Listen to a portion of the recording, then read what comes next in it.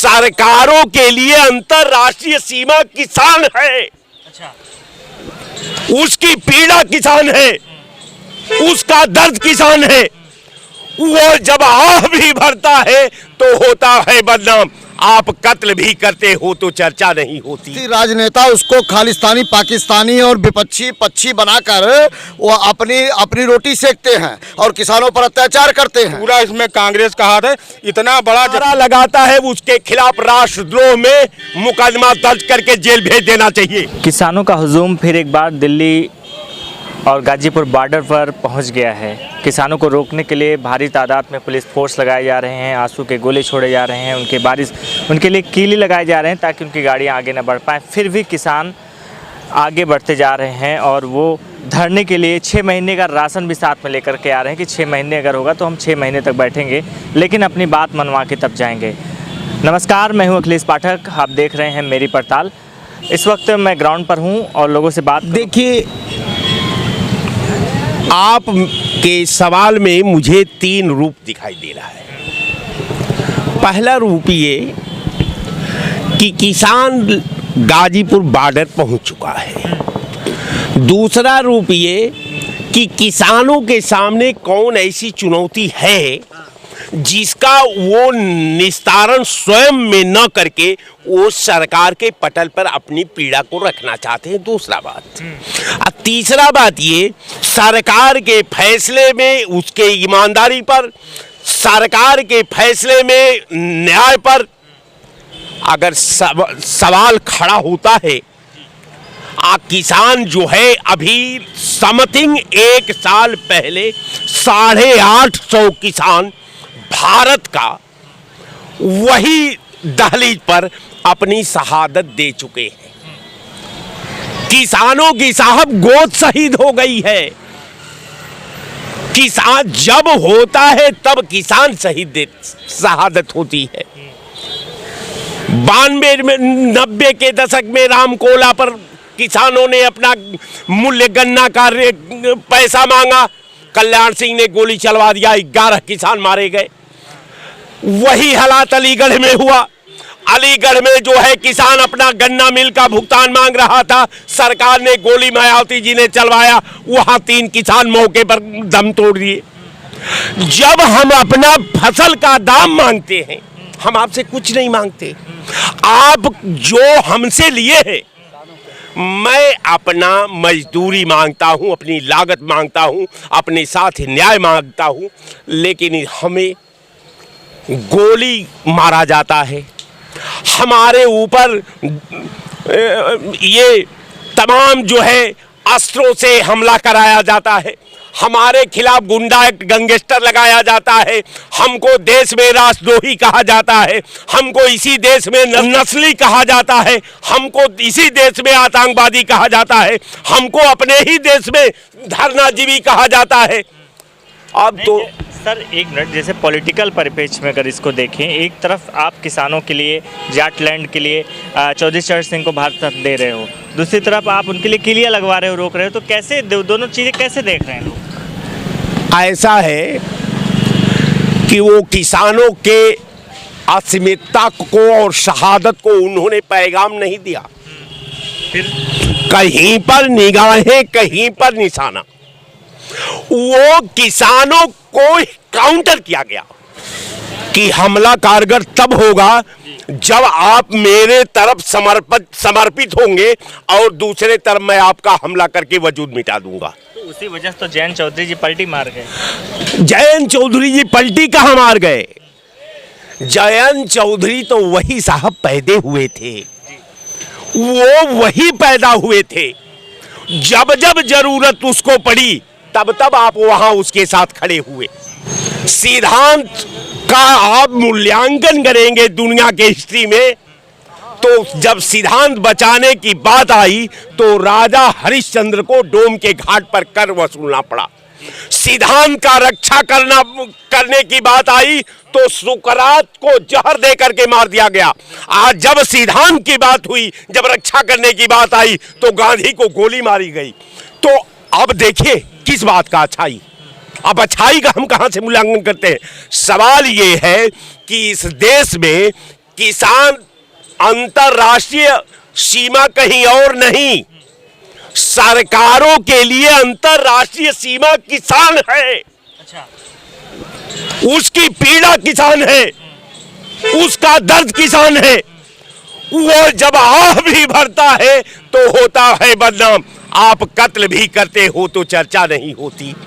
तो कहने का मेरा मतलब कि किसान अभी 850 एक साल पहले शहादत दिया है, किसान फिर उस शहादत के दहलीज पर दस्तक दे चुका है।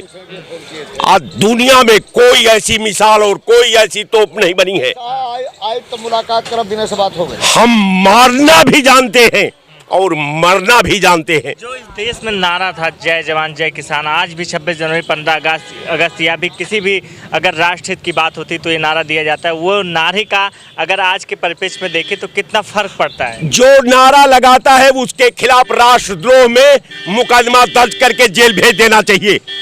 जो किसानों का कोट करता है, जो जय जवान की बात करता है, उसी के रिजिम में, उसी के सरकार में हजारों हजार किसान मारे गए हैं। हाँ, एक तरफ किसानों पर गोली चलवाना, किसानों को गुंडा एक्ट गैंगस्टर के तहत जेल भेजना, किसानों को बोल रहे हैं सर, वहाँ लोग बोल रहे हैं, मैंने अभी बात किया तो बोल रहे हैं वो खालिस्तानी पाकिस्तानी उसमें घुस गए थे, खालिस्तानी आ गए थे। इस वजह हाँ, किसान के साथ खालिस्तानी पाकिस्तानी नहीं घुसते हैं। वो जबरदस्ती राजनेता उसको खालिस्तानी पाकिस्तानी और विपक्षी पक्षी बनाकर वो अपनी रोटी सेकते हैं और किसानों पर अत्याचार करते हैं। किसान कभी भी गुंडों के साथ आंदोलन नहीं करता। ये तो यही है कि पक्ष विपक्ष खुद घुसे रहते हैं उसमें। बीजेपी को ये डर साफ दिख रहा है, आपको क्या लगता है? ऐसा है, किसानों के हित की बात करनी चाहिए, किसानों के बारे में सोचना चाहिए। मोदी जी को यह सोचना चाहिए कि ये कहां से पकड़ लाते हैं कृषि मंत्री, जिनको जो बाद में खुदा भ्रष्टाचार में लिप्त नजर आते हैं। सम्मान निधि नहीं देते हैं सर। सम्मान कहाँ किसान को मिल रहा है? किसान सम्मान निधि प्रधानमंत्री जी की जो योजना है, फिर कह रहा है प्रधानमंत्री जी की योजना नहीं है। भारत सरकार में जनता से एक बजट वसूला जाता है और वसूलने के बाद उस पर तमाम योजनाएं बनाई जाती हैं और योजनाओं पर काम कुछ नहीं होता। योजनाओं पर कभी काम हुआ है? बस खाली ये बजट आता है, बजट मंत्री जी के पास चला जाता है, मंत्री जी दूसरे को देते हैं तो तीसरे को देता है, चौथा को देता है, पता चला देते किसान तक वो पहुंच ही नहीं पाता, खत्म। जो किसानों को लेकर के इस देश में राजनीति होती है उसको कैसे देख रहे हैं? सबसे बड़ी बात है क्योंकि उन पर तो कोई ध्यान नहीं दिया जा रहा है ना। आप धरना कर रहे हो, धरना करने के लिए किलियां बिछाई जा रही हैं, तो ये सब कहाँ देखिए, आज की गलती का दूरगामी परिणाम सबको झेलना पड़ता है। आज जब हम गलत फैसला करेंगे तो हमारी नस्ल को झेलना पड़ेगा, पीढ़ी दर पीढ़ी को झेलना पड़ेगा। जब हम आज से 1000 साल पहले गलत फैसला किए तो मुगल आ गए, फिर इसके बाद नाना प्रकार के आक्रमणकारी आ गए, वो लगातार जुर्म हमारे ऊपर करते रहे। आज जुर्म करते करते वो अंग्रेजों के बीच आ गया, अंग्रेजों ने जुर्म किया, फिर काले अंग्रेजों के पास आ गया। काले अंग्रेजों का जुर्म का आलम ये है। काले अंग्रेज आप किसको बोल रहे हो? जो हम हैं, हम ही तो काले अंग्रेज हैं। अब हम गोरे अंग्रेज तो नहीं हो सकते, हम तो काले ही अंग्रेज हैं। वैसे भी इंडियन को काला माना जाता है। आज जब इंडिया काला है 100 साल भी पार नहीं कर पाएंगे। अच्छा, अब रह गया सवाल। आपके कहने का मतलब है कि शासन हो रहा है, शासन कर रहे हैं, लोकतंत्र। लोकतंत्र में कैसा शासन? किसान के पास जब गेहूं था तो आटा अधिकतम 26 रुपया केजी बिका। जब किसानों के हाथ से गेहूं निकल गया तो आटा का दाम आज 47 रुपया केजी है। 47 रुपया केजी। ये आटा पाकिस्तान में नहीं पिसता, ये आटा इंग्लैंड से नहीं पिसता, ये आटा जो है अमेरिका में नहीं बनता, आटा तो इंडिया में बनता है। तो जब तक वो किसान के पास गेहूं होता है तो हम 20 रुपया 22 रुपया 25 रुपया गेहूं आटा पाते हैं। आज जब ये काले अंग्रेजों के यहाँ आटा चला जाता है तो हम आटा पाते हैं 47 रुपया 48 रुपया 50 रुपया 52 रुपया। अब देखिए ईमानदारी की बात, तो जब हम एक ही घर में, जब मेरे पास होता है आलू तो आज आलू 7 रुपया या 8 रुपया के लिए है, जब तुम्हारे पास ये आलू जाता है तो 35 रुपया 40 रुपया आलू का रेट हो जाता है।